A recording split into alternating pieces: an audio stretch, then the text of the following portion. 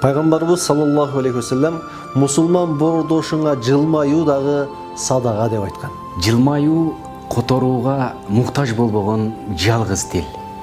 Жылмаюу адам баласыны көртүү жана кооз кылуунун эң ыңгайлуу жолу. Жылмаюу үчүн эч качан себеп издебеңиз. Жөн гана жылмайыңыз. Жылмаюу эң керектүү курал. Кайгыңды жашырат да кайратыңды бекемдейт. Жылмаюу жүзүңүздү жана сөзүңүздү сүйкүмдүү кылат. Бактылуулуктун эң биринчи кадамы жылмаюу. Жылмаюу бул дары. Досуңузга берсеңиз кубанат. Жакшы көргөн адамга жылмайыңыз, сүйүүңүздү сезсин. Душманыңызга берсеңиз өкүнөт. Душманыңызды көрсөңүз, жылмайыңыз, күчтүүлүгүңүздү сезсин.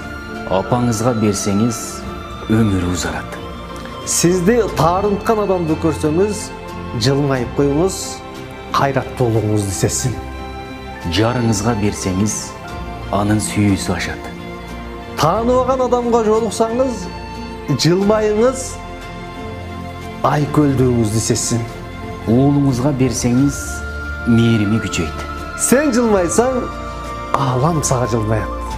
Тааныбаганга берсеңиз, сиз үчүн садака болот. О бир тууганым, жылмайыңыз, жүрөктөр жибисин.